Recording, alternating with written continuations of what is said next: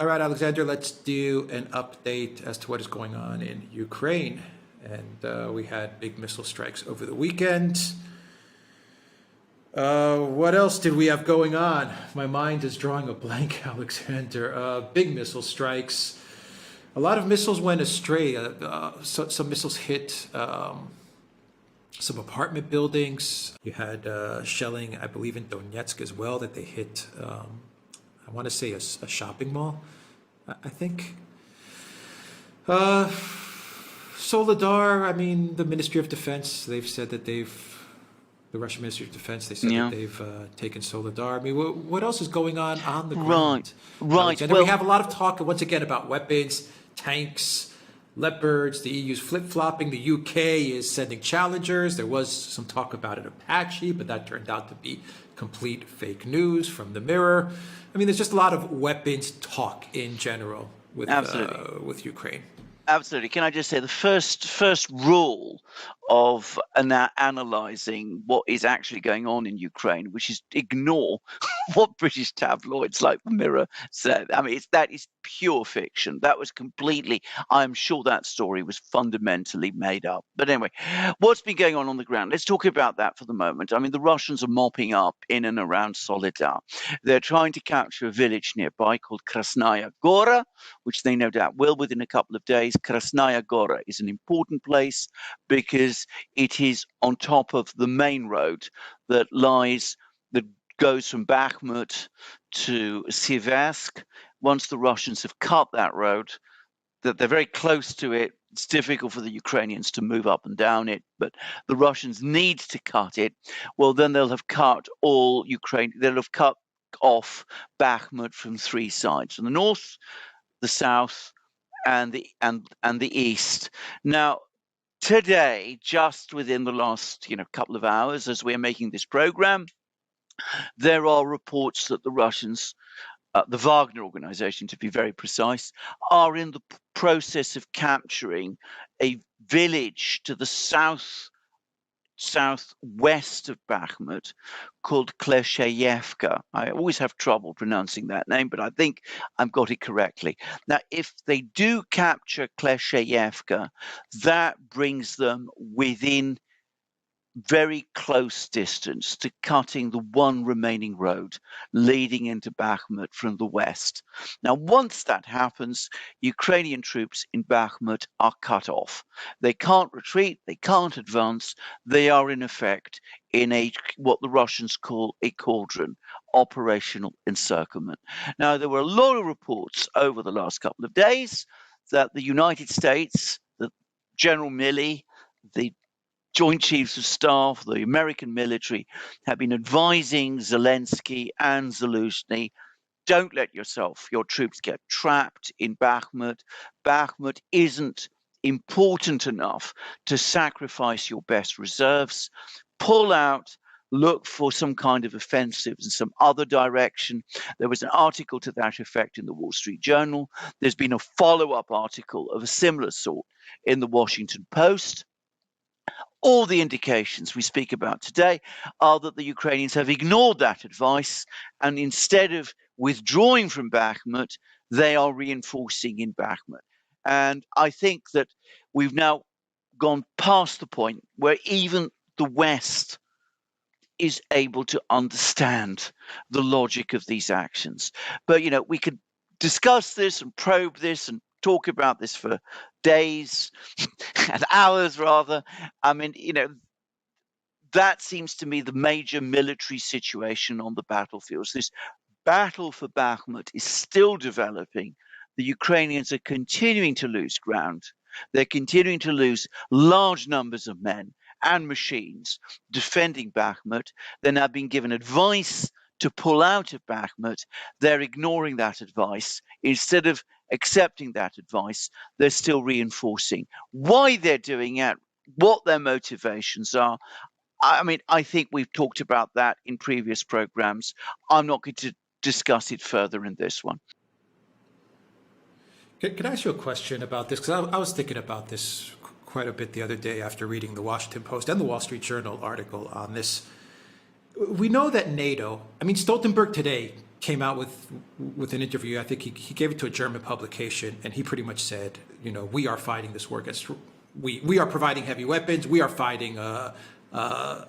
There's heavy fighting. We are engaged in heavy fighting. He used the word we a lot, and everyone knows that NATO is playing a big role in coordinating, commanding this conflict in Ukraine, and God knows how many mercenaries or soldiers NATO soldiers who claim to be mercenaries or wearing Ukrainian uniforms are actually on the ground in Ukraine. You get videos all the time of foreign fighters. You can hear them speaking English and other languages, and they're right there in the conflict, with Russia. So we all know that NATO has a pretty big involvement in this conflict on the ground as well as at a command level. Do you think that these articles coming out from the Washington Post and the Wall Street Journal, which claim that the U.S. command or the NATO command is urging Zelensky to pull out of Bakhmut, are a way to create a kind of hedge so that NATO command is saying, don't lose Bakhmut, or the U.S. is saying, don't lose Bakhmut, keep on throwing Ukraine soldiers into Bakhmut, because we can't suffer this type of PR loss or this media loss just yet, while at the same time they're running articles saying we're urging Zelensky to pull out of Bakhmut because things are not going well. It seems like there's a type of hedge being created. Yeah. I don't know. I'm just I because I refuse to believe that it's just Zelensky saying no. I'm going to overrule everybody. I'm going to overrule NATO commanders. I'm going to overrule Zaluzhny, and I'm going to put more troops into Bakhmut. It seems like they're trying to cover their. In the one case, they want Ukraine to hold on to Bakhmut, but in the other case, they want to cover their backside. I say, well, we told them them not to. We told them to leave Bakhmut. You see? Yeah, I think you may very well be right. I mean, what supports that is that the Institute for the Study of War, which is this Washington think tank, neocon dominated, all of that, they're coming out and saying, well, the loss of Solidar doesn't affect Ukraine's ability to defend Bakhmut. So they seem to be pushing for Ukraine to stick it out and fight on in Bakhmut. And, Solidar isn't that important. It doesn't have that kind of bearing. And I think I would be at all surprised if you were absolutely correct, if there is indeed people saying in Washington, well, let's cling on to Bakhmut as long as we can. Let's give those orders to Zelensky. Let's give those orders to Zaluzhny. Let's insist that they cling on to Bakhmut until the last Ukrainian. But at the same time, if Ukraine loses Bakhmut and there's a disaster there, well, we can't be seen to be the people who are, in fact, urging on Ukraine into this disaster if it comes. So let's go out and pretend to the world that, in fact, we're giving the Ukrainians different advice from the advice we're actually giving. This kind of war, it's entirely possible that is indeed what's happening. I mean, it's the nature of proxy war, if you like, that, if you are the proxy, you can be manipulated in this kind of way. You can have a situation where you're being ordered to do one thing by your puppet master, if you like, even as your puppet master is pretending that they're telling you to do something different. But don't also overlook the fact that in proxy wars, there's also sometimes problems on the part of the overlord in controlling some of the actions of the proxies. And we saw that in Afghanistan. We saw that before in South Vietnam. So it's not completely impossible that there are people telling Zelensky, look, you can't just withdraw from Bakhmut. We've lost thousands of troops defending Bakhmut.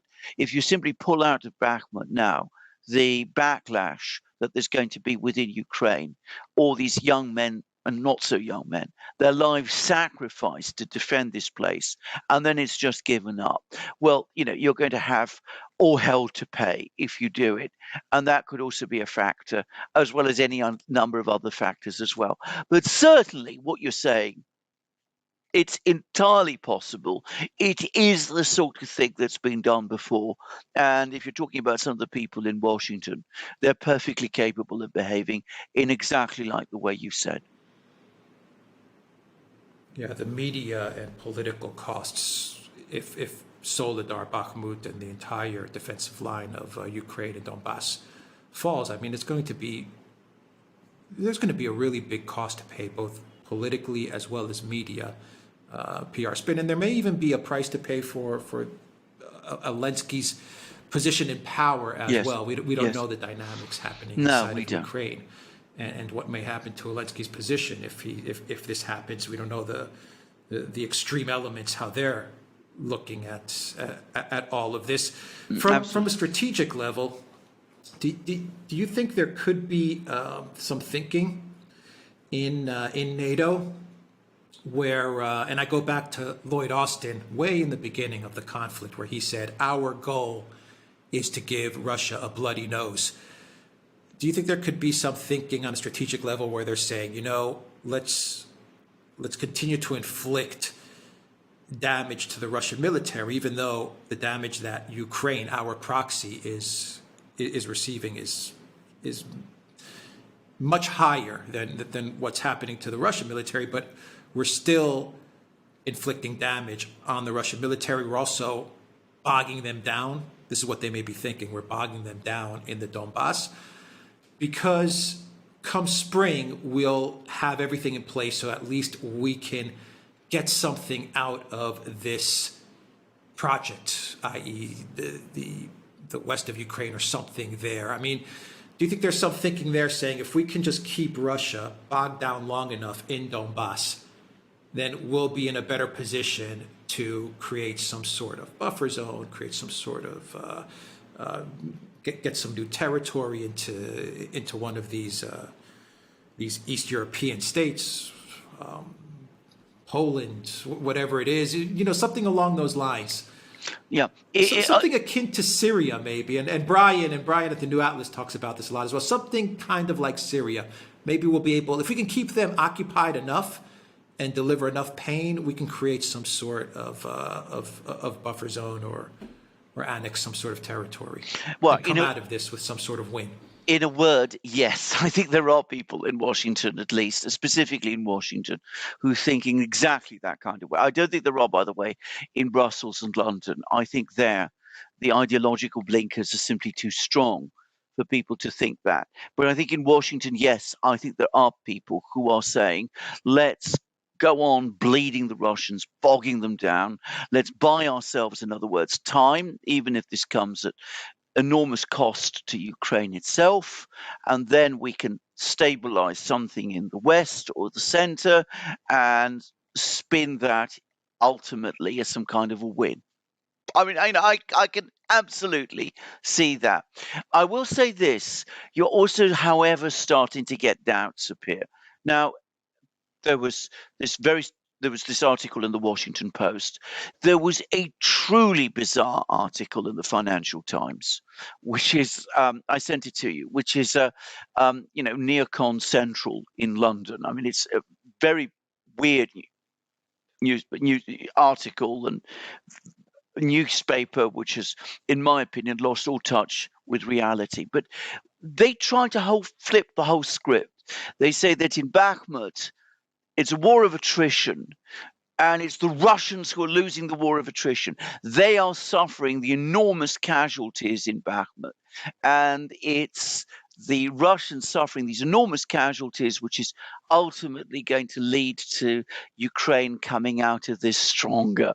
Even though, as the Financial Times article admits, there's actually this enormous buildup of Russian forces taking place. There's hundreds of thousands of men appearing on the scene. There's tanks, all that kind of thing happening. Now, I have to say, I read that article and it is so weird. It either suggests a complete detachment from reality, or possibly it is a way of, mirror imaging again, that in fact there is an understanding about the enormous cost of attrition to Ukraine, because it's Ukraine that's suffering all this attrition. And that, you could start to see perhaps in a kind of unadmitted way, the doubts starting to appear.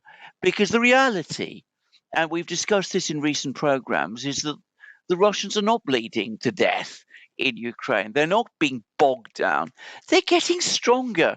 Their economy, we're going to do a program about this, their economy is becoming reorganized, detached from the West, and it's pulling through and starting to show increasing signs of growth. We have a major military build-up going on in Russia. We've seen all these, new weapon systems, the Zircon hypersonic missile, the Poseidon nuclear torpedo, all coming into service. So, instead, it's Western arsenals that are becoming depleted. And one of the most interesting developments for me over the last 10 days or so is that this whole discussion has now moved from, missiles, HIMARS missiles and ammunition to tanks. And, there's been this decision now to send, a decision has now been made to send heavy tanks to Ukraine. And Britain is sending 14 Challenger 2s, which is about all that Britain can afford. West Germany has now, or rather, Germany has now come out. Rheinmetall, the German manufacturer that builds Leopard 2s, they say they can only refurbish Leopard 2s that they still have in warehouses. It would take them a whole year to do that. We aren't going to get any Leopard 2s from Germany until 2024 if you're going to take out, refurbished German Leopard 2s. Of course, you can take tanks from the German army and give them to Ukraine, but the German army isn't happy about that. And there's been an interview by this General Vad, who clearly a German general who's extremely unhappy about the fact of Germany giving away Leopard 2s to Ukraine. He says 100 Leopard 2s aren't going to make any difference in this war. You see all these other countries talking about, we're going to send Leopard 2s, we're going to send tanks. And then when it comes to it, they're only prepared to send a few dribbles of them here and there. Finland, well, they were going to send Leopard 2s, but perhaps they're not. They might actually send 2. Poland, it's perhaps a dozen.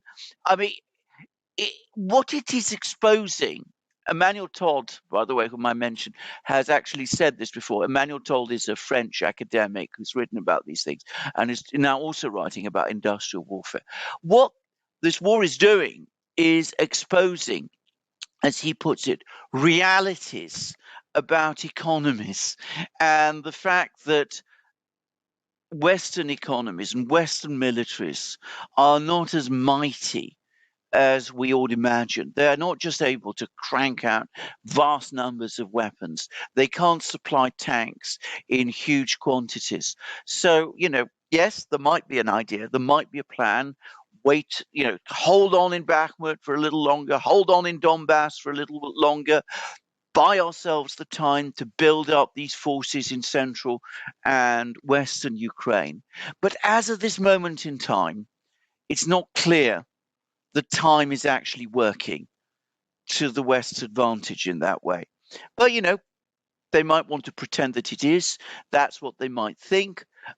This German general, General Vad, had scathing things to say about Baerbock and Habeck. He said that he has never met a Green who's had any military service, and he doesn't understand how a pacifist party turned into a war party. So, you're getting all of these people, they're saying, in effect, Western leaders don't know what they're doing.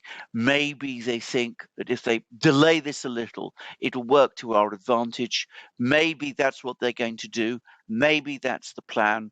Whether it really works out to the West's advantage, the experts perhaps have increasing doubts. Yeah, it wouldn't be the first time that the West has been trapped in their own narrative propaganda with regards to Russia. The entire economic shock and awe plan was essentially the collective West buying into the fiction the narrative that we heard over the past 10, 15 years that Russia is a gas station masquerading as a country. I mean, they really did believe that. Yeah. And that's why they provoked this conflict and launched this economic shock and awe policy, because they thought that they would be able to destroy the Russian economy in 3 weeks and get the regime change at the Kremlin. So them believing that, while Ukraine military is suffering catastrophic losses, the Russians are also suffering catastrophic losses and are getting bogged down, would not be the first time that they've bought into and internalized their own propaganda to then form policy out of that propaganda. So, I mean, I could definitely see that being the case here, and that's why you may be getting some forces directing Zelensky to keep on pouring troops into Bakhmut, because we are going to get the results that we want, because I know it. This is what they're telling themselves. I know it, that Russia is suffering. I can feel it. This is what the Washington Post is telling me. You see, that's what the Wall Street Journal is telling me. So they're going to suffer horrendous losses, and eventually we're going to buy the time we need to spin this into some sort of a victory. Absolutely, that's exactly what and I maybe think. the weapons play into that as well, Alexander. Maybe real quick, maybe the weapons are also about keeping the hope up in Ukraine as well, and the Ukraine military. Here's 14 Challengers, more are on the way, so just keep on staying put in Bakhmut.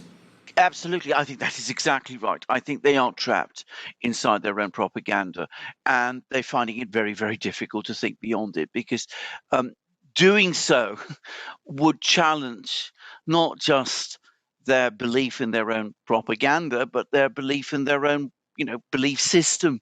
I mean, it has been an article of faith in the West amongst policymakers for at least the last 30 years that Russia is, the gas station masquerading as a country, or whatever it is that John McCain called it. I mean, this has been an absolute. I mean, I can say this because I've experienced this myself. I've been to discussion groups. I've tried to argue against this in the past. And the moment you try and do that, you get cut out. I mean, nobody takes you seriously. So, I mean, this has been something they've all believed. They've all convinced themselves that it's true.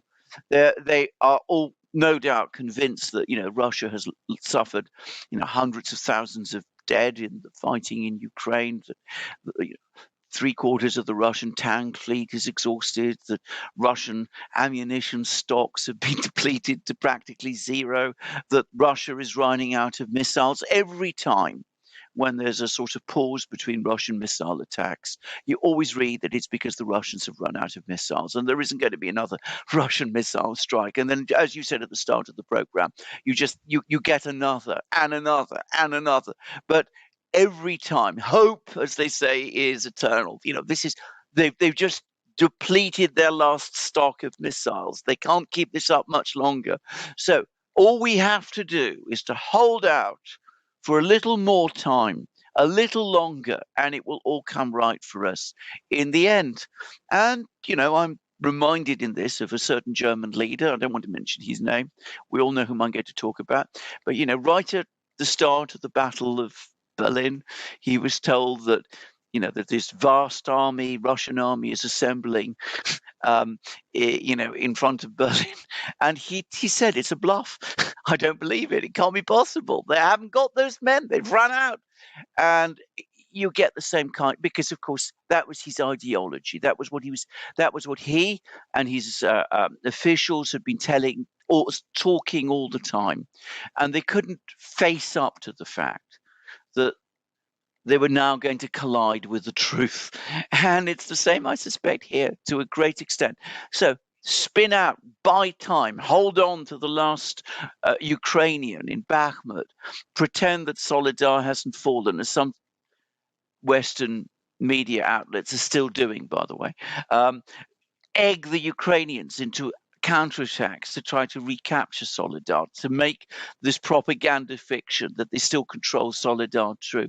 Fight on for every millimeter of Ukrainian territory, regardless of what the cost is, and tell yourself that a few hundred Leopard 2s and Challenger 2s and a couple of hundred Bradleys are going to change everything and reverse the outcome of the war, and that the Russian economy remains a house of cards, and the latest price cap on gas or oil or diesel or whatever it is going to achieve the effect that all the other sanctions have failed to. So, it's very easy to see how people can get trapped inside their own narrative. And we see that.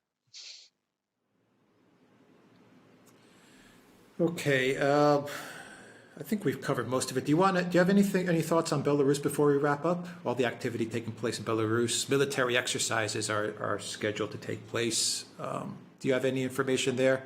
This is such a complicated story because we're working on very thin information. Now, there's three basic views about Belarus. One, it's all a bluff. So the Russians have no real plans to launch an attack from Belarus into northern Ukraine, but they're keeping the Ukrainians tied down around Kiev and in all sorts of other places by this huge deployment, and that this is really what the whole purpose of it is. Then the second idea is that it's actually intended to deter an attack from NATO. In other words, we're going to finish off in Ukraine, but NATO has been making all kinds of menacing moves recently. Poland, as we've discussed in previous programs, has been mobilizing. So we create this very powerful army group in Belarus, and it both deters NATO, and of course, if NATO does anything, well, we've got the forces there ready to respond. And then the third view, which is the one that Ukrainians themselves claim to believe, is that this is all in preparation for some kind of attack from Belarus. Now, I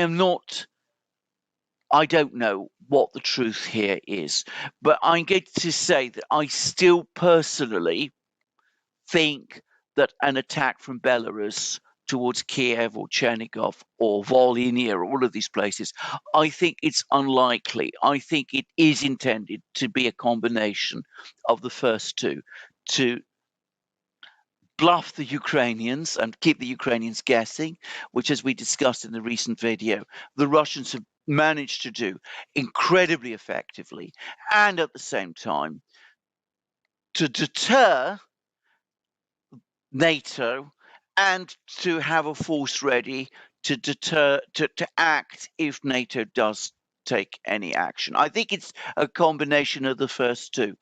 But this build-up is continuing.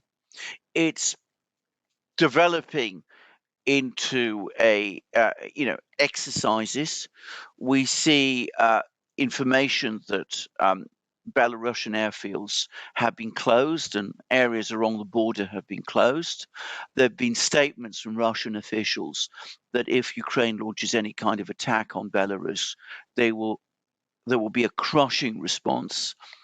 Now, that could be part of the bluff, but I am only very slightly, but I am beginning to wonder whether perhaps something is indeed being planned. I don't think so for the moment, but it's possible. I mean, we just don't know. And that's exactly how the Russians want it.